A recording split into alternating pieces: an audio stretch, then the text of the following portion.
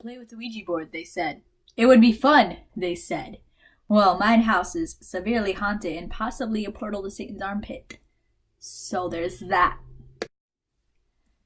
Spooky ghost stuff has always followed me around. I don't know what it is. I think ghosts just sort of point to me on the street and they're like, that kid. Go pick on that emo gay kid. Hot diggity dog. I'm not sure if ghosts say hot diggity dog, but let's assume they do.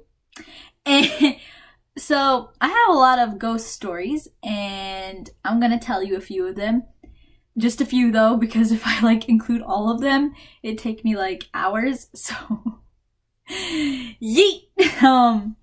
Ever since I was a little kid, I've had weird stuff happen to me. My mom had to put with my demon child ass. When I was 2 years old, I used to tell her, because she tried to put me down for naps, and I would... Sorry, I think there was just a murder. My sister has friends over, and I think someone just died. More ghost stories. Yeet! So basically, my mom was trying to put me down for a nap, and I turned to her, and dead ass was all like, Mom, I can't go upstairs. If I do, the ghost will get me. And my mom turned to me, looked straight into my demon child eyes, and was all like, I'm returning you. No, but yeah. It's weird. It's just who I am as a person. But the ghost stories I'm telling you about today have to do with the house that I live at now. And there's a lot. There's a lot. But it all started when we first moved in. It was 4 months after we had first moved in. And the basement that we have has a screen door so you can see out of it. And everyone was down there. We were all watching TV. I was chilling as a 10-year-old, playing Pixie Hollow, living my best life. And then all of a sudden, we hear knocking on the screen door. Ooh. They turned back on. But yeah, we heard knocking on the screen door. That went just like that. Just even. It was so even and so loud that, I go to my mom. I'm like, yo, what the fuck? Except I didn't say that because I was 10. I was like, Mom, what was that? And my mom goes, it was probably an insect. And I'm like, first of all, no. Second of all, I'm gonna look. And so I tilt back in my chair and I'm looking out this screen door. And at the very end of our porch is this guy. And I don't even know how to explain him. He looked like a reflection in glass if you're passing by a storefront. So it looked like a reflection in glass. And it was a guy. And he was sort of misty. And I remember he didn't have any facial expression. And his torso was bright. I don't know how to explain it. He was sort of made up of grays and whites, and his torso was bright white. I don't know how to explain that. And then he didn't have any legs. He tapered off at the legs. It came down to about his mid-thigh. And so 10-year-old me sees this man just walking. He'd walk, stop, disappear, and then reappear and start walking again. And I flipped my fucking shit. I started screaming at the top of my lungs, oh my god, oh my god, oh my god, there's a man outside, there's a man. And my dad bolts up out of his chair and runs out the door. And the way our yard is set up is we have a pretty big yard and we have a 6-foot privacy fence. So first of all, there is no way that if it were an actual guy, which would still be really freaky, would be able to get over that fence in the amount of time that my dad ran out there, because he sprinted. And I remember my mom was asking me what I had seen, and I told her. And my dad came back in and looked absolutely pale and kind of shaken up a bit. Like he had seen a ghost. And he turns to my mom and he's like, come on, I need to talk to you about something. And he told us, me and my sister, to go upstairs and like go to bed. And I was all like, after that, excuse me, I'm not sleeping for the rest of my life. But he told my mom what he had seen, and he described like literally the exact same thing that I had seen, down to like every detail. And he too said like the most weird thing about it was like his torso. It was bright, and I don't know how to explain it other than that. It was bright. And my mom, she goes to see me in my room. I was just, chilling. And she asked me, she was all like, so that's really what you saw? And I was like, yeah. And she was like, well, your dad saw the same thing. And so that night, we had all seen a ghost, I guess. And that's where it kind of started. And we were shaken up about it, but we kind of wrote it off. Like, we had been seeing things all over our house, like right when we moved in. Like when you walk into our house, it feels heavy. Like it feels like someone is putting like a weight on your shoulders and just like pressing down. And it's a very, very bright house. Like there's windows everywhere, but for some reason it never feels like light or like airy. It always feels very like dark and kind of like consuming. I don't know. It just feels enclosed. Yeah, it feels enclosed. That's what it feels like. And it always felt like that. And me and my mom had been seeing shadows down in the basement all the time. And we have a staircase that goes down there that's right directly in the middle of the house, which is an important detail for later. So the staircase is right directly in the middle of the house. And every time we'd walk down it into the basement, it felt like someone was staring like daggers into your back. Like when I was a kid and I had to go down there alone, I would like run down there, be all like, I'd like flip all the lights on. I could never be down there without all of the lights on, because every time it felt like someone was like watching you, like hardcore. And it was creepy. And we'd see like tall, dark shadows like dart into the corners. Like, and when, I don't know, I had been seeing them for a really long time since we had moved in. And I just hadn't really thought anything about it. I always thought it was like my hair. And so I never told anyone. But my mom apparently had been seeing the same exact thing. And later, when we told each other about what we had been seeing, we were all like, oh God. Like, we were seeing that, like, we weren't making it up in our heads, because we'd been seeing the same things. Like, we'd been seeing shadows, like, in the same corners, and been feeling the same things from the same places in the house, basically. So there's that.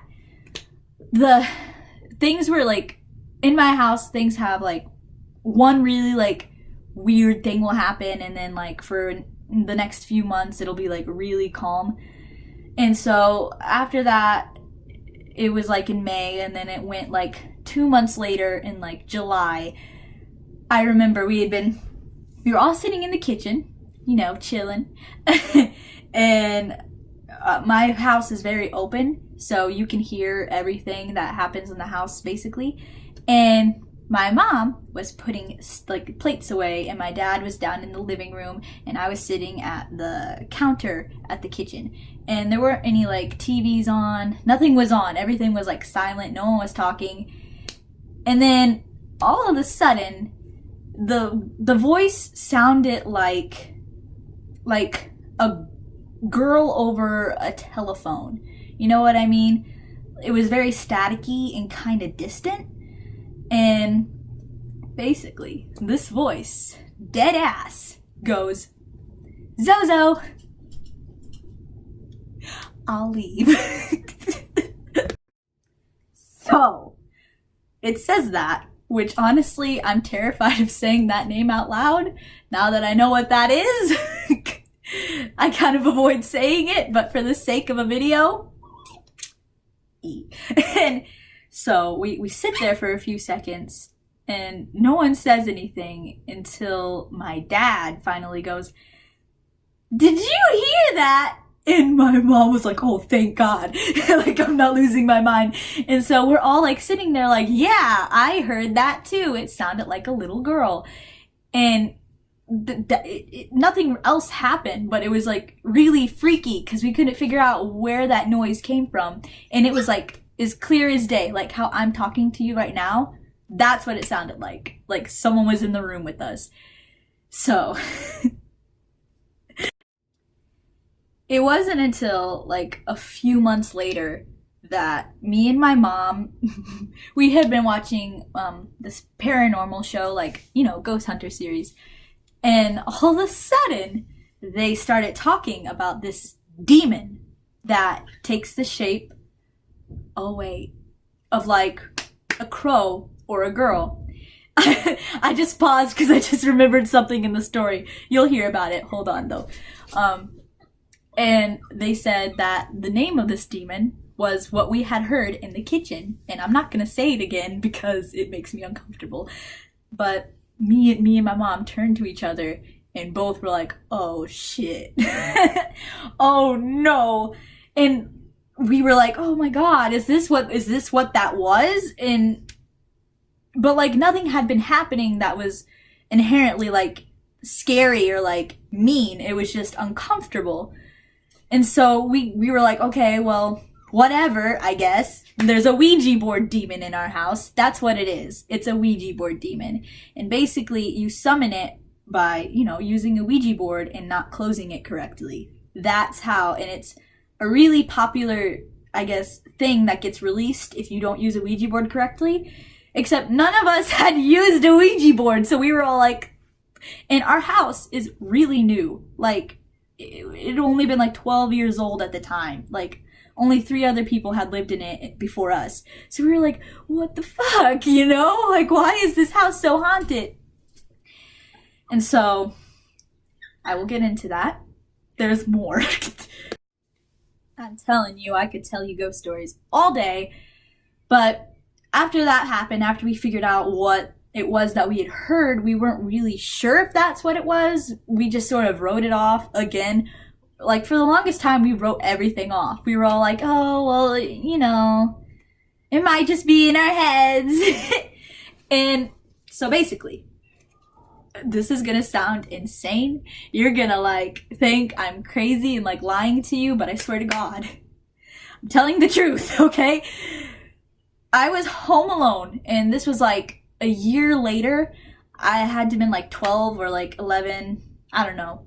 And I was chilling, reading Harry Potter, living my life. Oh, God. I was just, you know, I was home alone. That's important. And I heard footsteps, I remember clearly, is what made me get up. It's because I heard people moving outside my door. I didn't think anything of it at the time. I thought my parents had come home. And at first I remember thinking, that's really weird. I didn't hear the garage door open, you know. They're really quiet. But it sounded like they were outside. So I went out my door. And the way my house is set up is basically I'm at the very end of my hallway. And then you go out and there's stairs that lead up to my mom and dad's room. And they're a very short flight of stairs, okay? So they're only like 6 steps. And so I walk out my door. I don't see anyone. And I'm like, what the fuck? And I remember it just felt so uncomfortable. Like, it felt like there was pressure on my chest and like I couldn't breathe properly. But I walked out and then I look up the flight of stairs to my mom and dad's room. And it's gonna sound crazy, but you gotta hang with me here, okay? There was, at first I thought it was my sister, but it was not. It was it's the same thing as the guy who was outside. It looked like a reflection, but at the same time, it was a person. And I remember she had long dark hair and her face was it was blank. Like, she was just, and she was staring down the stairs toward my sister's room, like, not at me, but right past me. And she had this old dress on that was pretty old timey, kind of lacy. It was pretty long, and she had oh God. and she had long dark hair. And in that moment, 12-year-old me flipped the fuck out. That's a reoccurring theme, okay? Okay, it's a reoccurring theme, me flipping the fuck out, because oh my god. And I remember screaming at the top of my lungs, like, oh my god! And like running back into my room, slamming the door shut, and like barricading it. Like I was sobbing my eyes out, and I was like, I had my feet pressed up against the door, which honestly, if it's a non-corporeal being, it can come through the door, presumably. I don't know, but I was like crying so hard. And when my mom came home, I was like, Mom, look, I saw this girl on the staircase. And my mom brushed me off. She was like, oh, Isabella, you just probably seen things. No, I was not. It was like another person. I knew what I saw, and I was like telling my mom. So yeah, anyway, my mom brushed me off because she like was like, oh, whatever, you have a weird imagination. But from that day on, we saw shadows. The shadows had moved to like running up and down those staircases, which had never really happened before. And we never really seen shadows up on that level. It was always down in the basement. And so like if you could feel, it felt like someone was always staring at you. The feeling of that had moved upstairs, and it just sat on that staircase. Also, sorry for the noises. Again, my sister has friends over, and my dogs are demons. They're the real demons. I'm kidding. I love my dogs, but so all of this happened. We kept living our lives, like whatever. We see a shadow here and there, Until one day, my dad had. It always happens when he leaves the bedroom door open, and so the staircase is there. He left it open one night, and he had a dream, and you could write it off as sleep paralysis, but it's important to the story, okay? And when he was asleep, he saw a girl standing in the doorway, and she slowly made her way over to his side of the bed. And my dad said that she picked up his arm and raised it up like this. And when my dad woke up, his arm was up like this. And he sat up in bed, freaked out, and he looked over to the doorway again, and he saw the same exact girl standing there. And at first he said that he had thought it was my little sister or me, but it didn't look like us. He explained it the exact same way as I had explained it, that she had an old-timey dress on, long dark hair, and she just gives off the worst vibes. It feels like someone just sucker punched you in the gut. And so my dad freaked out, woke my mom up, and was like, I saw a girl standing in the doorway. And my mom was like, it's probably one of the kids. He's like, no, you don't understand. It's something else.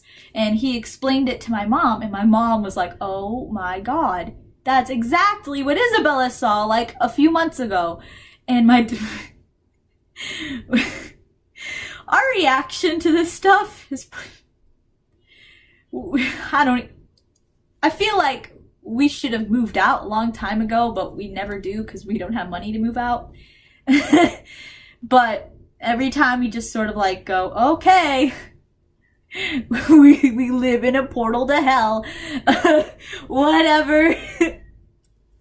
It's fine. There's been other times, other ghost stories that my dad has, a lot of his happen when he's dreaming, and he'll wake up, and it never happens to him when he has the door to his bedroom shut, but when it's open, everything happens, okay? So something always happens when he leaves the door open, and the latest one happened a month ago when he left the door open, and he said he had been having a dream about the girl again, and then he remembered hearing this scream, like this high-pitched scream, and it woke him up, and he remembered hearing it still happening as he woke up, and he turned to my mom, who was also awake, and my mom goes, "Did you hear that too?" So she had heard the same scream. And my dad goes, "Yeah, I was dreaming about it." And she's all like, "Well, I just heard it." And it's, and you could write it off as being like street noise or something like that, but the way they described it is it sounded like it was happening in the room with them. And so my mom went back to bed, which, first of all, I don't know how she did that. If I heard a like screaming, like blood-curdling scream, I would not be able to sleep. I'd be up, bitch. I'd be getting my crucifix, sitting there like, "Jesus, I'm so sorry. I'm so sorry. Please don't let this demon take me." Oh God. So my mom went back to sleep, and my dad was still awake like a normal person, and he said that he heard glass shattering, and so he's like, "Oh fuck, okay, I have to get up and see what's going on." So he looks around the house, and there's like nothing shattered, and he goes back to his room, and he's like, "Well, that's fucking weird," and he went back to bed. But stuff like that happens all the time. You hear noises that sound like they're happening right next to you, and they're not. There's like no sign of like what gives off that noise.